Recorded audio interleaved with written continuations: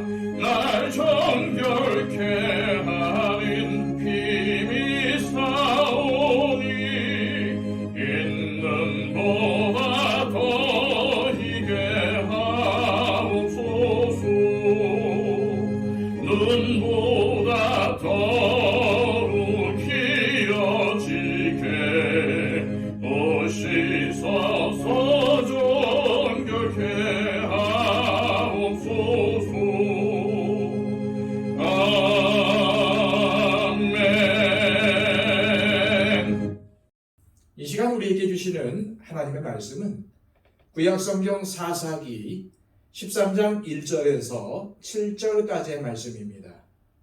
구약성경 384쪽입니다. 이스라엘 자손이 다시 여호와의 목전에 악을 행하였으므로 여호와께서 그들을 40년 동안 블레셋 사람의 손에 넘겨주시니라. 소라 땅에 단지파의 가족 중에 마누아라 이름하는 자가 있더라. 그의 아내가 임신하지 못하므로 출산하지 못하더니 여호와의 사자가 그 여인에게 나타나서 그에게 이르시되 보라 네가 본래 임신하지 못함으로 출산하지 못하였으나 이제 임신하여 아들을 낳으리니 그러므로 너는 삼가 포도주와 독주를 마시지 말며 어떠한 부정한 것도 먹지 말지니라. 보라, 네가 임신하여 아들을 낳으리니 그의 머리에 삭도를 대지 말라. 이 아이는 태에서 나옴으로부터 하나님께 바쳐진 나실인이 됨이라. 그가 블레셋 사람의 손에서 이스라엘을 구원하기 시작하리라 하시니 이에 그 여인이 가서 그의 남편에게 말하여 이르되 하나님의 사람이 내게 오셨는데 그의 모습이 하나님의 사자의 용모 같아서 심히 두려움으로 어디서부터 왔는지를 내가 묻지 못하였고 그도 자기 이름을 내게 이르지 아니하였으며 그가 내게 이르기를 보라 네가 임신하여 아들을 낳으리니 이제 포도주와 독주를 마시지 말며 어떠한 부정한 것도 먹지 말라. 이 아이는 태에서부터 그가 죽는 날까지 하나님께 바쳐진 나실인이 됨이라 하더이다 하니라. 아멘. 오늘 본문에는 불임으로 고생을 한 한 여인이 등장을 합니다. 성경은 그녀가 마누아라는 사람의 아내라고 밝히고 있습니다. 그녀는 임신을 못해서 힘든 세월을 보내야만 했습니다. 그녀의 아픔은 당시 이스라엘의 시대적 아픔과 맥을 같이 하고 있습니다. 1절 말씀입니다. 이스라엘 자손이 다시 여호와의 목전에 악을 행하였으므로 여호와께서 그들을 40년 동안 블레셋 사람의 손에 넘겨주시니라. 이스라엘 백성이 하나님의 목전에서 악을 행했다는 말씀은 이미 앞에서도 여러 번 나왔던 터라 더 이상 새로울 게 없을 정도입니다. 이스라엘이 악을 행하자 하나님은 이번엔 블레셋의 손에 40년 동안이나 그들을 넘기셨고 이에 이스라엘 백성들의 고통은 이만저만이 아니었습니다. 따라서 이쯤 되면은 이스라엘 백성들이 하나님께 부르짖거나 회개하는 장면이 등장해야 합니다. 그전에는 적어도 회개하는 모습을 보이기는 했습니다. 하지만 오늘 본문에는 전혀 그런 내용조차 등장하지 않습니다. 이는 그들이 더 이상 하나님을 찾지 않았다는 것을 의미합니다. 그저 자신들의 힘으로 어떻게든 어려움을 극복해 보려 하거나 자포자기한 삶을 살았을 것입니다. 그런데 더 안타까운 것은 40년의 세월을 블레셋의 지배 아래에 있으면서 그들의 문화에 급속도로 동화되어 갔다는 점입니다. 여기서 우리는 얼마나 이스라엘의 영적 토양이 척박해졌는지를 짐작해 볼 수 있습니다. 전혀 이스라엘 땅에 회복의 기미라고는 보이지 않았습니다. 따라서 마노아의 아내가 처한 불임은 이스라엘이 처한 영적 불임 상태를 고스란히 보여주는 것이었습니다. 그럼에도 불구하고 하나님은 이스라엘을 구원하시려는 계획을 진행하셨는데 이번에는 좀 특별한 방법을 사용하셨습니다. 그것은 이미 태어난 사람 중에서 사사를 택한 것이 아니라 엄마의 태중에 있는 한 아이를 선택하신 것입니다. 이미 태어난 사람들은 너무나 세속화되어 있어서 죄에 크게 오염된 상태였기 때문입니다. 그래서 하나님은 태중에 있는 한 아이를 나실인으로 지목하셨습니다. 나실인이 되면 첫째, 어떠한 종류의 술도 마시는 것이 금지되었습니다. 둘째, 머리를 깎지 못하게 했습니다. 셋째, 어떠한 경우에도 시체를 만지지 못하도록 했습니다. 이렇게 나실인의 규정이 정해진 이유는 그만큼 세상 사람들과 구별된 삶을 살면서 하나님께 헌신하기 위해서였습니다. 바로 마노아의 아내 뱃속의 태아는 이를 위해서 나실인으로 택함을 받은 것입니다. 이 아이가 누구입니까? 그렇습니다. 바로 삼손입니다. 이처럼 사사 삼손의 이야기는 다른 사사들의 기록과는 다르게 그의 출생 과정이 자세히 언급되어 있습니다. 왜일까요? 하나님께서 삼손을 사사로 세우신 이유를 아는 것이 중요한 부분을 차지하기 때문입니다. 따라서 우리는 오늘 본문을 통해서 다음과 같은 사실을 주목해야 합니다. 먼저 이스라엘이 블레셋으로부터 40년 동안 억압을 받았지만은 그들은 더 이상 하나님께 살려달라고, 우리의 죄를 용서해달라고 부르짖지 않았다는 점입니다. 하나님께 부르짖지 않았다는 것은 더 이상 하나님을 의지하지 않았다는 뜻입니다. 즉, 하나님을 향한 믿음이 사라진 시대가 된 것입니다. 또한 하나님께 부르짖지 않았다는 것은 그들이 하나님께 더 이상 회개하는 삶을 살지 않았다는 뜻입니다. 물론 그들의 삶이 매우 힘들고 어려웠기 때문일 수도 있습니다. 왜냐하면 하나님은 이스라엘 백성들이 저지른 죄 때문에 블레셋에게 고난받게 하셨기 때문입니다. 아마 그 이전 시대만 하더라도 그들은 하나님께 살려달라고 울부짖었을 것입니다. 하지만 지금 그들은 침묵하고 있습니다. 이것이 지금 이스라엘 백성들이 처한 가장 근본적인 문제인 것입니다. 아무리 우리가 죄를 짓고 고통스러운 상황에 놓여 있어도 절대로 잊지 말아야 할 것은 하나님을 향해 부르짖는 것입니다. 왜냐하면 우리들의 삶은 하나님의 손에 달려있기 때문입니다. 따라서 이스라엘이 하나님께 부르짖지 않았다는 것은 이미 그들에게 소망의 끈이 끊어진 상태라는 것을 보여주는 증거에 지나지 않습니다. 따라서 지금 블레셋의 지배 아래에 놓여있는 이스라엘 자손은 더 이상 소망을 찾을 수가 없는 영적 고갈 상태가 되어버린 것입니다.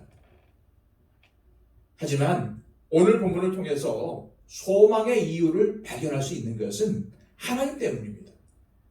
하나님은 블레셋 자손들도 이스라엘 자손들도 전혀 예상치 못한 방식으로 구원의 역사를 이루어 가셨습니다. 아주 태중에 있는 한 아이를 택하셔서 이스라엘을 구원할 사사로 삼으신 것입니다. 이처럼 하나님은 당신의 백성을 절대 포기하지 않으십니다. 이스라엘이라는 배는 파손 상태에 있었습니다. 여기저기 물이 새고 있었고 그 안에는 도저히 말로 형용할 수 없는 죄악이 가득했습니다. 따라서 상식적으로는 그 배가 가라앉는 것이 정상입니다. 하지만 이상하게도 이스라엘이라는 배는 가라앉지 않고 있었습니다. 그 이유가 무엇일까요? 하나님의 손이 그 배를 붙잡고 있었기 때문입니다. 우리라고 해서 이스라엘 백성들과 별반 다를 것이 있을까요? 진정으로 하나님만 의지하고 하나님 말씀대로 순종하는 삶을 살고 있지 않다는 사실을 우리 스스로가 너무나도 잘 알고 있지 않습니까? 하지만 그럼에도 불구하고 우리가 여전히 살아있는 이유가 무엇일까요? 그렇습니다. 그것은 하나님께서 절대로 우리를 포기하지 않으시고 끝까지 붙잡고 계시기 때문입니다. 그렇다고 해서 우리가 계속 부족하고 연약한 상태로만 남아있으면 되겠습니까? 그래서는 안 될 것입니다. 하나님께서 우리의 손을 잡아주시며 기회를 주실 때에 빨리 회개하고 거룩한 삶을 회복해야 합니다. 우리는 하나님께서 블레셋으로부터 이스라엘을 구원하시기 위해 나시린을 사사로 세우신 것에 주목해야 합니다.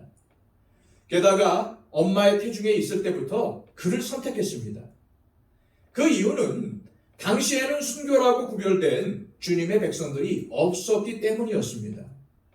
너무나도 많이 타락하고 하나님을 떠난 삶에 익숙해져 버린 그런 사람들을 통해서 하나님은 이스라엘을 구원하는 것을 유보하고 계셨습니다. 대신 전혀 새로운 존재, 아직 세상에 태어나지 않은 아이를 선택해서 새로운 구원의 역사를 이루어 가고자 하셨던 것입니다. 그렇다면 지금은 어떻습니까? 이 시대도 너무나도 영적으로 혼탁한 상태에 처해 있고 사람들은 하나님보다 물질을 더 사랑하며 하나님의 능력보다 사람들의 능력에 의지하려는 경향이 너무나도 강한 시대에 살고 있습니다. 하나님이 없다는 무신론적 세계관이 주류를 이루고 있습니다. 바로 이러한 시대에 하나님이 누구를 찾고 계시겠습니까? 당연히 세상과 구별된 순결한 주님의 백성을 찾고 계십니다. 만약 우리 가운데 그러한 사람이 없다면 하나님은 전혀 새로운 방식으로 구원의 역사를 이루어 가실 것입니다. 그러기 전에 우리는 주님의 순결한 백성, 세상과 구별된 거룩한 주님의 백성이 되도록 힘써야 합니다. 그렇다고 세상과 담을 쌓고 살아야 한다는 뜻은 아닙니다. 우리는 세상의 빛과 소금으로 부름을 받았기 때문입니다. 세상은 우리가 하나님의 영광을 드러내며 구원을 일구어 가야 할 터전입니다. 이 세상에서 우리가 해야 할 일은 거룩한 삶을 사는 것입니다. 구별되고 정결한 삶을 사는 것입니다. 이를 위해서 애쓰고 땀을 흘리는 것입니다. 정말 영적으로 어려운 시기일수록 우리는 거룩하고 순결해야 합니다. 하나님은 바로 그러한 사람들을 통해서 구원의 역사를 이루어 가실 것입니다. 이 시간 기도하실 때에 하나님, 영적으로 혼탁한 이 시대에 정결하고 순결한 삶을 살게 하옵시고 세상에 예수님의 구원을 전하며 빛과 소금의 역할을 행하며 살게 하옵소서라고 기도하시기를 바랍니다.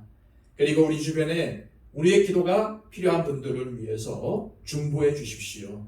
그들의 건강을 위해서, 그들의 구원을 위해서, 또한 그들이 고통을 벗어나서 평온한 삶을 살도록 기도해 주시기를 바랍니다.